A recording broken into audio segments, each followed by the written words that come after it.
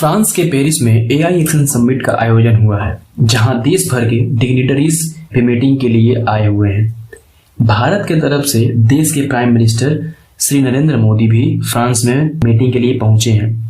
इस मीटिंग के बाद प्राइम मिनिस्टर यूएसए भी जाएंगे, जहां खुलकर प्रेसिडेंट डोनाल्ड ट्रंप से टैरिफ्स एंड कस्टम के बारे में बातचीत होगी। एआई एक्शन समिट के ऑर्गेनाइजर इमैनुअल मैक्रोन और secretary general of United nation Antonio Guterres से बातचीत हुई।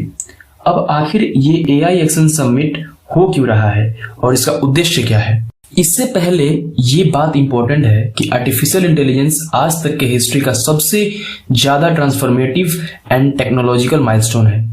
वहीं जहां एआई फायदेमंद है, साथ ही में इसके रिस्क भी हैं। अमेरिका का ओपन एआई और चाइना का न्यूली बिल्ट डीप सीक दोनों ही आर्टिफिशियल इंटेलिजेंस बेस्ड कंपनीज हैं, जो एक दूसरे को टक्कर दे रही हैं। वर्ल्ड दोबारा से बाइपोलरिज्म की तरफ बढ़ रहा है। आखिर कैसे? कंट्रीज जो अभी डेवलपिंग कैटेगरीज में आती हैं, वो अभी इतना एडवांस टेक्नोलॉजी नहीं डेवलप कर पा रही हैं। वो अपने आप को पीछे महसूस कर रही हैं। साथ ही में ये सवाल है कि जब तक अपना खुद का एआई नहीं है, तब तक कौन सा एआई यूज करें। फ्रांस में हो रहे एआई एक्शन समिट इसीलिए ऑर्गेनाइज किया गया है ताकि सभी कंट्रीज को आर्टिफिशियल इंटेलिजेंस का लाभ मिल सके और डेवलप्ड एंड डेवलपिंग नेशन के बीच एक टेक्नोलॉजिकल गैप ना हो। एक ऐसा रूल्स एंड रेगुलेशन बनाया जाए ताकि हर जगह इसका राइट वे में यूज हो, जहां लोगों के डाटा सिक्योर हो, साथ ही में ट्रांसपेरेंसी और ट्रस्ट को भी बढ़ावा मिले। भारत का एआई एक्शन समिट में जाने से क्या फायदे हुए? पहला ये कि इंडिया और फ्रांस पहले से ही इंटरनेशनल सोलर अलायंस में पार्टनर्स हैं। अब फिर से यह एक मौका है जहां दोनों कंट्रीज आपस में हाथ मिलाएं और मिलकर smart and responsible future build करें।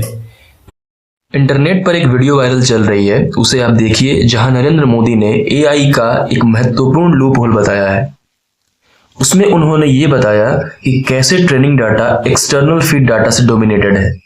आप ये वीडियो देखिए।